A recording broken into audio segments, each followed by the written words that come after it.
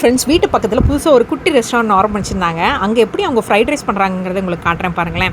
நம்ம என்ன தான் வீட்லேயே நூடுல்ஸ் ஃப்ரைட் ரைஸ் பண்ணாலும் இந்த கடையில் கொடுக்குற டேஸ்ட் இல்லைம்பாங்க. பட் அவங்க புதுசாக ஏதோ மசாலாலாம் ஆட் பண்ணாங்க. அதையும் உங்களுக்கு காட்டுறேன் என்னென்ன பண்ணுறாங்கன்னு. இப்போ பாருங்கள், ஒரு பெரிய வானலில் வச்சு ஃபஸ்ட் வந்து வெங்காயத்தையும் கேப்சிகத்தையும் நல்லா ஃப்ரை பண்ணிக்கிறாங்க. கொஞ்சமாக தான் ஆயில் போட்டாங்க. இந்த குட்டி ரெஸ்டாரண்ட்டில் நான் பார்த்து வியந்த விஷயம், எனக்கு ரொம்ப பிடிச்ச விஷயம் பார்த்திங்கன்னா, அந்த நூடுல்ஸ்லையும் ஃப்ரைட் ரைஸ்லையும் ஆயில் ரொம்ப ரொம்ப கம்மியாக இருந்துச்சுங்க. பொதுவாகவே நூடுல்ஸும் ஃப்ரைட் ரைஸ்லாம் சாப்பிடும்போது பார்த்திங்கன்னா ஆயில் நிறையா இருக்கும் இல்லைங்களா. இங்கே நான் வாங்கின நூடுல்ஸ் பார்த்திங்கன்னா வீட்டு பக்கத்துலேயே இருக்குதுங்க. இது ரொம்ப கம்மியாக இருந்துச்சு. ஸோ அதனால் தான் உங்களுக்கு காட்டுறேன். அவங்க எப்படி ப்ரிப்பேர் பண்ணுறாங்கிறதையும் உங்களுக்கு காட்டுறேன் பார்த்திங்களா. ஸோ ஃபஸ்ட்டு வந்து ஆனியன்ஸை போட்டு நல்லா ஃப்ரை பண்ணிக்கிறாங்க. அப்புறம் கேப்சிகம் போட்டு நல்லா ஃப்ரை பண்ணிக்கிறாங்க. உங்களுக்கு அதுவே பார்க்கும்போதே தெரியும் அந்த வானலியில் என்ன வானலியாக இருக்கும். பட் பார்த்திங்கன்னா அவங்க போடுற இதெல்லாம் பார்த்திங்கன்னா ஆயிலெலாம் கம்மியாக தான் இருந்துச்சு. அதுக்கப்புறம் பார்த்திங்கன்னா கேப்சிகம் ஆட் பண்ணுறாங்க. ஸோ அந்த பெரிய வானலி வச்சு அவங்க தூக்கி அதை ஃப்ரை பண்ணும்போதே அந்த தீலேயே நல்லா ஃப்ரை ஆகிடுதுங்க. ஸோ அந்த ஃபயர்லேயே நல்லா ஃப்ரை ஆகும்போது நல்லா டேஸ்டியாகவும் இருந்துச்சு. ஸோ ஆயில் கம்மியாக இருக்குன்னா டேஸ்ட் கம்மியாக இருக்குதுன்னு நினைக்க வேண்டாம், செம்மையாக இருக்குங்க. ஸோ குட்டி ரெஸ்டாரண்ட்டாக இருந்தாலும் செம்மையாக பண்ணியிருக்காங்க. இப்போ நாங்கள் ஆர்டர் பண்ணது பார்த்திங்கன்னா கோபி ஃப்ரைட் ரைஸ் தான். ஸோ கோபி ஆல்ரெடி ஃப்ரை பண்ணி வச்சுருந்தாங்க. ஸோ அதை எடுத்துகிட்டு கேப்சிகம்லாம் போட்டதுக்கப்புறமா அதுக்கப்புறம் கேபேஜும் போட்டாங்க. அதுக்கப்புறம் பார்த்திங்கன்னா அந்த ஃப்ரை பண்ணி வச்சுருக்கிறதையும் போட்டு பண்ணாங்க. இவர் தான் அங்கே பண்ணுறாரு, ஒரு ஹிந்திக்காரர்னு நினைக்கிறேன். ஸோ அதெல்லாம் போட்டதுக்கப்புறம் இப்போ பார்த்திங்கன்னா சாதத்தை எடுத்து போடுறாருங்க. சாதத்தை பார்த்திங்கன்னா பாயில் பண்ணி ஒரு இதில் எடுத்து வச்சுருக்காங்க. அது எல்லாமே க்ளோஸ் பண்ணி தான் நீட்டாக தாங்க வச்சுருந்தாங்க. ஸோ அதனால் ஒன்றும் பிரச்சனை இல்லை. ஸோ பார்த்திங்கன்னா சாதத்தை எடுத்து போடுறாங்க. ஸோ ஃபஸ்ட்டு ஆனியனு, கேப்சிகம், அப்புறம் கேபேஜு, அப்புறம் ஃப்ரை பண்ணி வச்சுருந்த கோபி, அப்புறம் பார்த்திங்கன்னா சாதத்தையும் போட்டு அந்த தீயிலேயே போட்டு நல்லா அது ஃப்ரை பண்ணிகிட்டே இருக்காங்க. அப்படி உலுக்கி எடுக்கிறாங்க இந்த பெரிய பேன்லேயே வச்சு. ஸோ இது எல்லாமே ரெடி பண்ணி வச்சுருக்காங்க. இப்போ நான் சொன்னேன் பார்த்தீங்களா, இங்கே ஆட் பண்ணுற இந்த மசாலா தான் பயங்கரமாக இருந்துச்சுங்க. அவங்க ஒரு பாக்ஸ்லேயும் ஒரு மசாலா மாதிரி வச்சுருக்காங்க.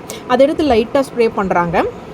ஸோ பார்த்திங்களா, இப்படி எல்லாத்த இடத்துலையும் தூவி மிக்ஸ் பண்ணி லைட்டாக வர மாதிரி போட்டுகிட்டே இருக்காங்க. ஸோ எல்லா இடத்துலையும் மிக்ஸ் ஆகிற மாதிரி அந்த மசாலாவெல்லாம் ஆட் பண்ணிவிட்டு இப்போ அந்த சேஸ்வான் ஃப்ரைட் ரைஸ்க்கு நம்ம யூஸ் பண்ணுவோம் பார்த்திங்களா, ரெட் சில்லி பேஸ்ட் மாதிரி, அந்த மாதிரி ரெட் சில்லி பேஸ்ட்டு கார்லிக்கெல்லாம் மிக்ஸ் பண்ணுற மாதிரி அவர் பார்க்கும்போதே தெரிஞ்சிச்சு அது. ஸோ அந்த பேஸ்ட் மாதிரி ஒன்று போடுறாங்க.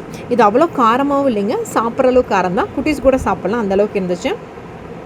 ஸோ அதையும் போட்டு நல்லா மிக்ஸ் பண்ணிவிட்டு அந்த கரண்டிலே வச்சு எல்லா இடத்துலையும் ஃப்ரை ஆகிற மாதிரி அந்த தீயிலே போட்டு நல்லா ஃப்ரை பண்ணிகிட்டே இருக்காங்க. ஸோ பார்க்குறக்கே ரொம்ப ஸ்மெல்லாக சூப்பராக இருந்துச்சு பக்கத்தில் நின்று வீடியோ எடுக்கும்போது. அப்புறம் கடைசியாக சோயா சாஸ் ஆட் பண்ணுறாங்க. ஸோ இது எல்லாமே பக்கத்துலேயே வச்சுருக்காங்க. அதுக்கப்புறம் பார்த்திங்கன்னா லைட்டாக சில்லி சாஸ் ஆட் பண்ணாங்க. ஸோ அப்புறம் டொமேட்டோ சாஸ் ஆட் பண்ணாங்க.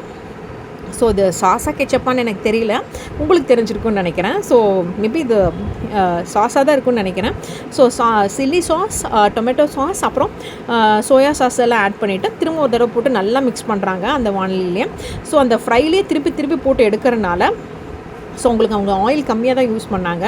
ஸோ பார்த்திங்களா, திரும்ப போட்டு அந்த தவாலே திருப்பி இந்த செஃப்லாம் பண்ணுவாங்கள்ல. ஸோ இதெல்லாம் ரொம்ப கை தேர்ந்தவங்க தான் பண்ண முடியும் இல்லைங்களா. ஸோ அந்த மாதிரி செம்மையாக இருந்துச்சு பார்க்குறக்கே. ஸோ அந்த இதுலேயே போட்டு எல்லாத்தையும் மிக்ஸ் பண்ணிவிட்டு கடைசியாக பார்த்திங்கன்னா திரும்ப ஒரு தடவை எல்லாத்தையும் போட்டு மிக்ஸ் பண்ணிவிட்டு திரும்ப அதை திருப்பி எல்லா இடத்துலையும் வர மாதிரி ஸ்ப்ரை பண்ணி ஃப்ரை ஆகிற மாதிரி எல்லா இடத்துலையும் திருப்பி இது பண்ணிகிட்டு இருந்தாங்க. அந்த வானிலையை பாருங்களேன், அந்த கைப்பிடியை வச்சு இப்படி திருப்பும் போதே உங்களுக்கே தெரிஞ்சிருக்கும். ஸோ அந்தளவுக்கு பக்கத்துலேயே இது பண்ணிகிட்டு இருக்காங்க. பக்கத்துலேயும் இன்னொரு இடத்துல பார்த்திங்கன்னா கோபி ஃப்ரை ஆகிட்டு இருந்துச்சு. அப்புறம் மேலே ஒரு கொத்தமல்லி தழவை தூவி திரும்பவும் ஒரு தடவை இது பண்ணி எடுத்தாங்க. திரும்ப சுற்றி எடுத்தாங்க.